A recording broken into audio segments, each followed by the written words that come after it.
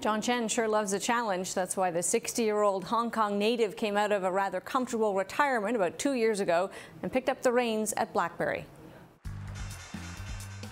At the time, many stock analysts had written off BlackBerry as close to death, but rescuing companies from near-death experiences has become a bit of a specialty for Chen.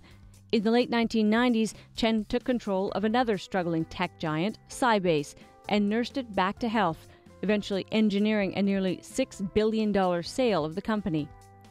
Chen arrived at BlackBerry with a 2-year plan to turn things around. Those 2 years are almost up, and he admits there's still a lot of work to do. But the quarterly losses have narrowed, and there are encouraging signs that Chen's plans to change BlackBerry into a software rather than a hardware company are working. When we sat down, I asked him what he thinks of his progress so far. I think we're about halfway through the re-engineering of the business. I've always been telling people this is going to be 2 to 3 years, and I think this is my 19th month, and we've done quite a bit of good things in the last 19 months, and I think we're now going to the second phase of that. So I think halfway through. And what is the value of inside BlackBerry? Where's the real core value in this business? We know how to do a lot of the mobile communication and connectivity stuff. So the claim to fame, the things that are really, really great and supported by patents and know-how and DNA of the company is in security and privacy. And we've been adding to that.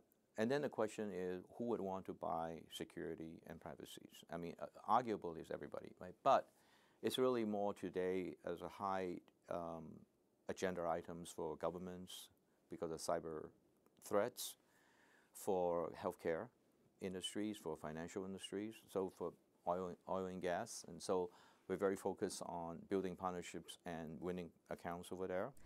When you arrived, you identified that BlackBerry had lost touch with its biggest customers, with those enterprises that buy the server software. And how are you doing restoring those connections? And when will that start to show up in the software sales? Good question. So we're doing better with ways to go.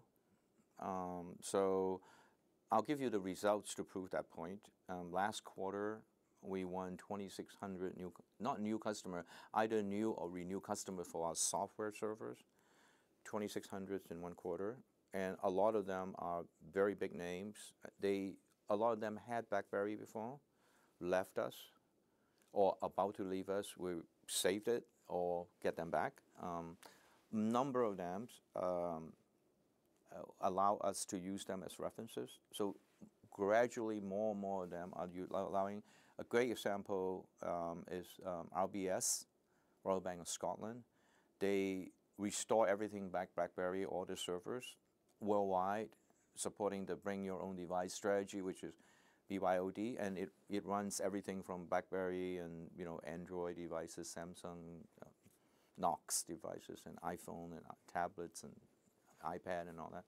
So, and they are willing to go public and say, yes, we're using BlackBerry because it's the most secure platform. So one data point doesn't make a trend, but we won like Docomo, NCR, just a long list of names that people allow us to use it. It's a turning point. It shows that we could win. It shows that there are people who are supporting us. Is that enough? No. I mean, we're quite a ways away. We used to have 80,000 customers. So 2,600, is a drop in the bucket, right? Although it's 2,600 a quarter, so I should arguably use 10,000 customers who will do business with us, but not 80. So I need to get to at least the majority of the 80. So lots to do, but making progress. Speaking of drop in the bucket, that might also describe your share of the handset market worldwide now. Mm-hmm. From a real kind of dominant player to less than 1%. Where does that fit into your vision of where the company needs to be? How important are the handsets? I have two reasons why I'm in the handset business.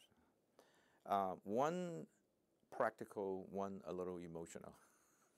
So I'll go to the practical one first, right? Because the shareholder would love me to focus on the practicality of things. The practical part is we make the most secure handset.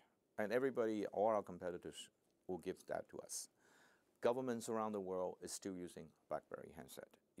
They understand the inner workings of these handsets, and that's why they know we're the most secure. The issue is there's not enough big governments.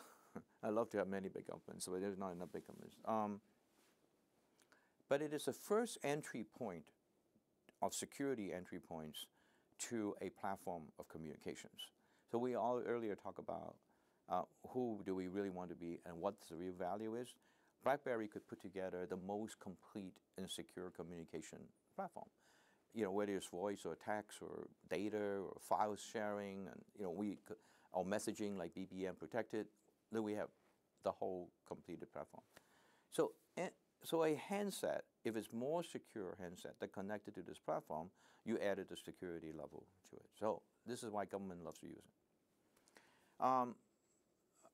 I have to find a way to make money in the handset business because you can't last that long if you just keep losing money. And this is what happened when I first came.